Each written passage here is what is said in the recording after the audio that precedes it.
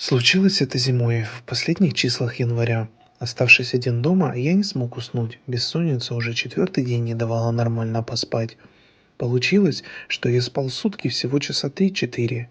Было легче, когда сосед по комнате бодрствовал со мной. Одному-то скучно. Работали мы с ним на заправке и одновременно учились. Денег заработанных хватало заплатить пополам за квартиру, да на свои нужды. Но в ту ночь соседа не было, и я, крутясь в постели, вновь никак не мог уснуть. В конце концов, поднявшись, я пошел на кухню, заварил кофе и, накинув плед, выполз на балкон. Пока курил, очень сильно замерз и решил пойти принять теплый душ. Но водные процедуры были прерваны весьма настырным стуком в дверь. Вылезая из ванны, я прикричал «Минуту!»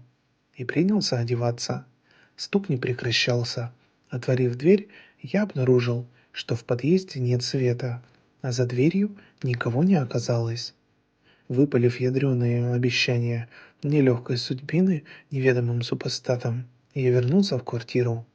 Но не успел я зайти в комнату, как опять раздался стук. Было такое чувство, что тарабанили обеими руками. В этот раз я буквально вылетел в коридор с криком «Ну все, вы доигрались!». Но там опять никого не оказалось. Это повторилось еще 2 раза, после чего прекратилось. Посидев немного с книгой, я лег на кровать и, наконец, заснул. Утром меня разбудил взбудораженный сосед. «Ты знаешь, в нашем подъезде вчера тетку с 3-го этажа зарезали. Ну ту, что жила прямо под нами. Самое страшное, что сначала ей повредили горло, а потом раз 10 пырнули ножом. Она еще полночи жива оставалась, но позвать на помощь не могла. Говорят, если бы кто-то нашел ее, спасли бы. Ты, кстати, ночью ничего не слышал?» «Да нет», промямлил я, пытаясь успокоить мои мысли в голове.